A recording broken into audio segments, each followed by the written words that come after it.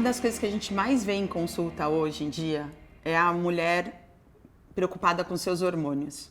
A gente é cíclica, a gente tem os nossos hormônios, eles realmente dominam a gente, mas isso é o ser feminino. Os nossos ovários, eles produzem os nossos hormônios desde a puberdade. Então a gente tem estrogênio, a gente tem progesterona e a gente tem testosterona. Assim como os homens, só que em níveis diferentes.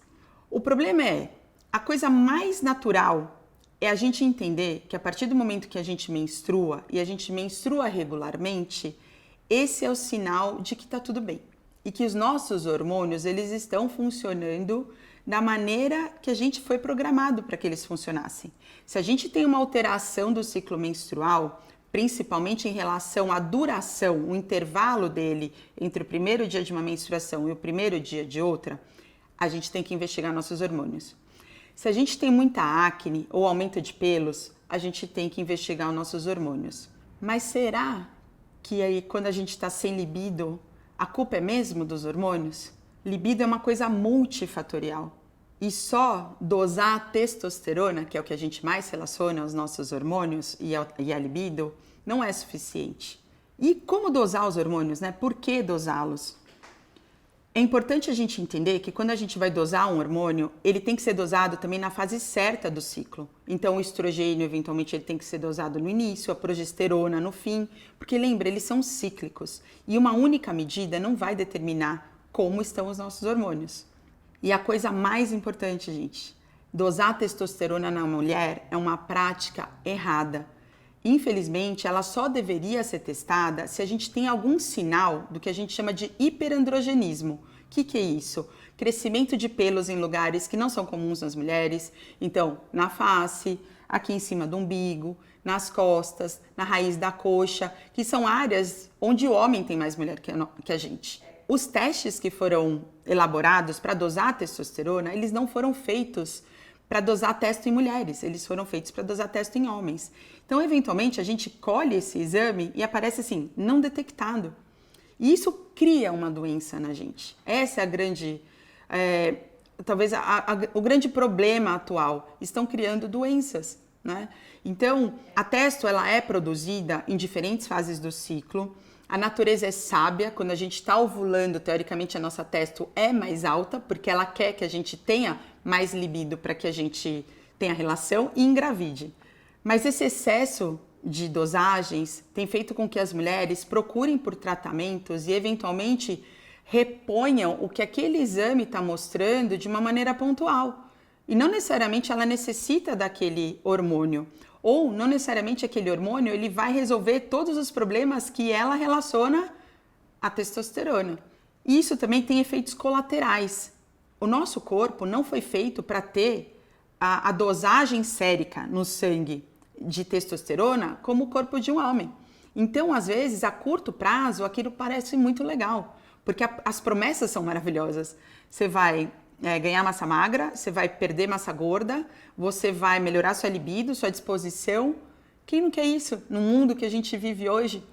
Só que a médio e longo prazo, isso causa consequência psíquica, porque eventualmente a testosterona é um hormônio também relacionado a uma maior agressividade, mas essa reposição, eventualmente, ela vai ter efeitos colaterais, psíquicos e físicos. Psíquicos no sentido de que a testosterona ela é um hormônio mais relacionado à agressividade, à ansiedade. Físicos, porque é o que eu mencionei, aumento de pelo, acne, aumento do clitóris, alteração de voz. Nem sempre esses contras são apresentados numa consulta junto com os prós. Na verdade, é uma escolha, só que é importante que tudo seja colocado na mesa para que essa mulher entenda o que ela vai receber, que ela espera, e o que eventualmente ela também vai receber e ela não estava esperando. Uma quebra de expectativa é muito importante que não aconteça diante aí das promessas. E quando a gente fala, né, quando eu estou falando aqui da testosterona, o que a gente vê mais no mercado hoje, na verdade, é a gestrinona. Então, a gestrinona, ela é uma substância também androgênica que hoje ela meio que virou sinônimo do chip da beleza. E esse nome, né, só de falar chip da beleza, ele é atrativo. A pessoa pode nem saber o que é, mas ela vai querer saber, porque é essa promessa que esse mundo exige, principalmente do mundo feminino, não dizendo que os homens não estão sendo também acometidos por essa busca estética. Então, a gestrinona, ela é uma substância que já foi usada para endometriose, que foi estudada para isso, mas que hoje em dia ela está sendo veiculada e não na maneira em que ela foi inicialmente proposta. E com essa busca, né, milagrosa, que infelizmente não existe sem os contras que podem vir junto. E uma coisa que a gente vê muito no esporte, e eu costumo comentar, na hora que você cruzar a sua linha de chegada, será que você quer dividir o mérito da sua conquista com esse chip, com essa testosterona, com essa gestrinona? Porque, eu não sei se vocês sabem, mas no mundo olímpico, né, é uma substância proibida. Ela pode ter um efeito anabólico, né? Então lembra, a curto prazo, tá bom? A médio e longo prazo, ela vai ter mais coisas. E talvez todo aquele cuidado que você teve com o seu sono, com a sua nutrição, com os seus treinos, será que você vai achar que você era capaz de conquistar tudo aquilo se você não tivesse usado essa substância? Por quanto tempo você vai ter que usar, né? Então, fica aí pra gente pensar a escolha de cada uma, né? De cada um, mas tem muito mais além do que o milagre proposto.